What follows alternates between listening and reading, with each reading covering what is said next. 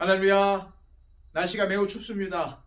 그러나 하나님께서 여러분들 붙잡아 주시고 지켜주실 줄로 믿습니다. 기도하겠습니다. 아버지 하나님, 감사합니다. 추운 날씨 속에서도 우리를 지켜주시고 지금까지 인도해 주심을 감사드립니다. 하나님, 우리들 하나님께 감사한 마음으로 엎드렸습니다. 감사한 마음으로 이 예배에 머리를 숙입니다. 하나님, 우리가 드리는 이 예배를 받아 주관하여 주시고 주님의 놀라운 은혜를 우리 가운데 더하여 주옵소서. 지금까지 주님의 은혜로 살아왔사오니 앞으로의 삶도 주님의 은혜 가운데 살게 하여 주시고 주님께서 주시는 놀라운 축복 가운데 거할 수 있는 우리 믿는 자들이 될 수 있도록 복 내려 주옵소서. 아버지 하나님, 오늘도 모든 추위와 어려움 속에서 하나님의 귀한 자녀들을 지켜주실 줄로 믿습니다. 또한 인도하실 줄로 믿습니다. 오늘도 하나님의 사랑의 따뜻함으로 우리를 채워주시고 오늘도 하나님으로 말미암아 기뻐하는 삶을 살아갈 수 있도록 인도하여 주옵소서. 예수 그리스도의 이름으로 기도하옵나이다. 아멘. 다 함께 찬송가 212장 찬양 드립니다.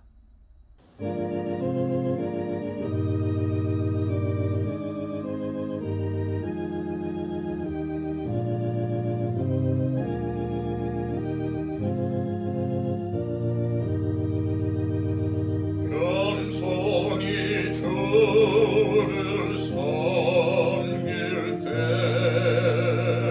괴로운 일이 많으나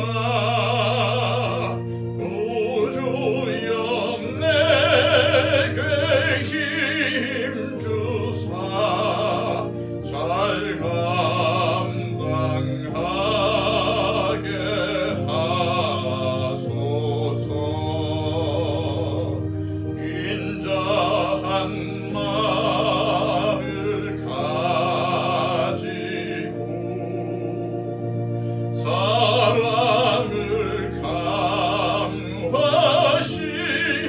강화시키며 갈 길을 잃은 우리를 잘 인도하게 하소서. 구주의 귀한 인내를 깨달게 하시고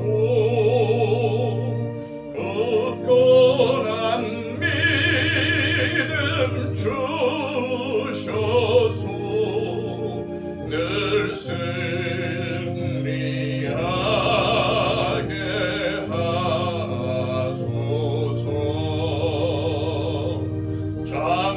장래의 영광 비추사 소망이 되게 하시며 구주와 함께 살면서 참 평강 얻게 하소서.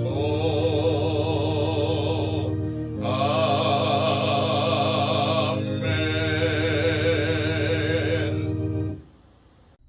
이 시간 우리에게 주시는 하나님의 귀한 말씀은 신약성경 고린도전서 16장 10절에서 12절까지의 말씀입니다.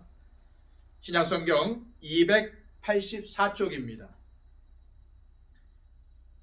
디모데가 이르거든 너희는 조심하여 그로 두려움이 없이 너희 가운데 있게 하라. 이는 그도 나와 같이 주의 일을 힘쓰는 자임이라. 그러므로 누구든지 그를 멸시하지 말고 평안히 보내어 내게로 오게 하라. 나는 그가 형제들과 함께 오기를 기다리노라. 형제 아볼로에 대하여는 그에게 형제들과 함께 너희에게 가라고 내가 많이 권하였으되 지금은 갈 뜻이 전혀 없으나 기회가 있으면 가리라. 아멘. 교회는 함께 일하며 함께 세워가야 하는 공동체임을 바울은 늘 강조했습니다. 그래서 고린도 교회 안에서 바울파, 아볼로파, 게바파, 그리스도파로 계파가 분열되어 서로 분쟁하는 현실을 개탄했었습니다. 예수님이 갈라지셨냐? 라는 극한 표현까지 써가며 이것이 얼마나 잘못된 것인지 경고했습니다. 또 자기의 이름을 딴 바울파에게는 여러분이 내 이름으로 세례를 받았느냐라고 질책하기까지 했습니다. 하지만 아직도 고린도 교회에는 계파가 존재하고 있었으며 더구나 바울에 대해서 부정적인 사람들도 있었습니다. 그래서 그는 일을 처리할 때 더 각별히 주의를 기울여야만 했습니다. 그래서 바울은 디모데와 관련해서도 고린도 교인들에게 이렇게 권면을 합니다. 10절과 11절 말씀입니다. 디모데가 이르거든 너희는 조심하여 그러 두려움이 없이 너희 가운데 있게 하라. 이는 그도 나와 같이 주의 일을 힘쓰는 자임이라. 그러므로 누구든지 그를 멸시하지 말고 평안히 보내어 내게로 오게 하라. 나는 그가 형제들과 함께 오기를 기다리노라. 이 내용을 보면은 바울이 디모데에 대해서 염려하고 있다는 것을 알 수 있습니다. 왜 그럴까요? 혹시 고린도 교인들 중 바울을 반대하는 사람들이 디모데의 방문을 환영하지 않고 더 나아가서 그를 멸시하고 괴롭히지 않을까 하는 염려 때문이었습니다. 누가 봐도 디모데와 바울은 아주 가까운 사이라는 것을 고린도 교인들이 잘 알고 있었기 때문이었죠. 또한 바울은 자신이 쓴 고린도 전서가 고린도 교회에 도착해서 성도들에게 읽혀질 경우 미치게 될 파장에 대해서도 생각을 했던 것 같습니다. 이 편지에 담긴 바울의 마음을 알고 성도들이 회개하며 바른 신앙생활을 회복한다면야 더할 나위가 없겠지만은 만약 일부라도 바울의 편지를 읽고 불편해하거나 저항하는 일이 벌어진다면 그 파장이 디모데에게 고스란히 미칠 수도 있었습니다. 바울은 바로 이러한 점을 걱정했던 것이죠. 그래서 고린도전서 말미에 디모데가 두려움 없이 마음 편히 사역할 수 있게 분위기를 잘 조성해 달라는 부탁의 말을 남겼던 것입니다. 그러면서 이런 말도 덧붙이죠. 그도 나와 같이 주의 일에 힘쓰는 자임이라. 디모데는 바울 자신의 부하가 아니며 바울의 말을 듣고 움직이는 사람도 아니라는 겁니다. 그 역시 바울 자신처럼 주의 일을 힘쓰는 동역자라는 점을 강조합니다. 그런데 바울은 아볼로에 대해서도 이런 말을 남겼습니다. 12절입니다. 형제 아볼로에 대하여는 그에게 형제들과 함께 너희에게 가라고 내가 많이 관하였으되 지금은 갈 뜻이 전혀 없으나 기회가 있으면 가리라. 고린도 전서를 보면은 아볼로의 이름이 종종 등장합니다. 그리고 고린도 교회 안에 있었던 계파 중에는 바울파와 아볼로파도 있었죠. 이런 점으로 미뤄볼 때 고린도 교회 안에는 특히 바울파와 아볼로파 사이에 갈등이 심했다는 것을 알 수 있습니다. 그렇다면은 바울을 반대하는 사람들은 바울이나 디모데보다는 아볼로가 교회를 방문해 주기를 원하지 않았을까요? 교인들 중에는 바울에게 아볼로를 다시 우리 교회로 보내달라고 요청했을 수도 있습니다. 또 아볼로의 신상에 대해서 궁금해했던 사람들도 많았던 것으로 보입니다. 그만큼 바울 못지않게 아볼로가 고린도 교회에 미친 영향이 컸다는 것을 알 수가 있습니다. 하지만 이러한 점이 고린도 교회에 다시 한번 갈등의 불씨를 제공할 수 있었습니다. 참 현실적으로 민감한 일이었죠. 그리고 성도 중엔 바울이 아볼로를 경계한다는 생각을 가질 수도 있었습니다. 하지만 바울은 아볼로와 자신의 관계는 동역자 관계라고 설명합니다. 그리고 바울은 아볼로에게 고린도 교회에 가보도록 많이 건면했다고 전하고 있죠. 그러나 아볼로가 다른 사정이 있어서 아직 방문하지 않고 있으며 만약 때가 주어진다면 방문할 것이라고 알려줍니다. 이것은 바울이 아볼로와 계속 연락을 주고받으면서 동역자의 관계를 지속하고 있다는 점을 보여줍니다. 이렇게 함으로써 소위 아볼로파에 속한 사람들이 바울을 향해 가진 오해를 없애려는 바울의 마음을 엿볼 수가 있죠. 교회는 예수님을 주님으로 믿는 공동체입니다. 한마디로 예수님 안에서, 예수님을 통해서 예수님과 함께하는 거룩한 공동체가 바로 교회죠. 이렇게 보면 교회는 얼마나 단순한 곳입니까? 복잡할 게 전혀 없습니다. 그런데 이상하게도 교회가 얼마나 이해관계가 복잡한 곳인지 모릅니다. 왜 그럴까요? 거룩하고 단순한 교회 공동체에 사람의 욕심이 섞여서 이해관계가 생기고 복잡해진 것입니다. 고린도전서를 보면은 바울이 고린도 교회를 바라보는 마음이 참 복잡했다는 것을 느낄 수가 있습니다.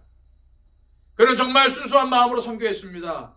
하나님께서 그에게 큰 은혜를 부어주셔서 고린도 교회가 세워지게 되었죠. 그렇다면 당연히 고린도 교인들도 선교에 헌신한 바울을 존중하고 그와 사랑의 관계를 지속해야 하지 않을까요? 하지만 현실은 너무나도 달랐습니다. 고린도 교인들은 계파를 나눠서 서로 경쟁하고 다투었죠. 진정으로 예수님만 바라보고 신앙생활을 한다면 어떻게 성도들 간에 다툼이 생기고 비윤리적인 일들이 벌어지고 자신이 받은 은사를 자랑하고 믿음이 연약하거나 가난한 성도들을 멸시할 수가 있겠습니까? 고린도 교회를 섬기기 위해서 가려는 디모데가 혹시 교회에서 어려움을 당하지 않을까 염려할 일이 뭐가 있겠습니까? 하지만 현실은 정말 마음 편하게 사역할 만한 분위기가 조성되어 있지 않았습니다. 바울은 고린도 교회의 현실을 보면서 정말 속상하고 심한 배신감을 느꼈을 수도 있습니다. 사실 고린도 전서를 살펴보다 보면은 바울의 이러한 심정이 담긴 글이 보이기도 합니다. 그런데 그럼에도 불구하고 바울은 여전히 동역의 정신을 강조하고 있습니다. 그는 동역자인 디모데를 염려하고 있습니다. 또한 고린도 교회의 일부 교인들은 바울과 아볼로를 서로 경쟁 구도인 것처럼 여겼지만 바울은 아볼로가 자신의 동역자라는 점을 누누이 밝혔습니다. 그리고 무엇보다 바울은 고린도 교인들을 동역자로 여기고 있었습니다. 그가 고린도 전서를 마치면서 마지막으로 한 인사가 뭔지 아십니까? 24절입니다. 나의 사랑이 그리스도 예수 안에서 너희 무리와 함께 할지어다. 나는 예수 그리스도 안에서 여러분 모두를 사랑합니다 라는 뜻입니다. 이처럼 바울은 끝까지 고린도 교회 성도들을 향한 사랑의 끈을 놓지 않았습니다.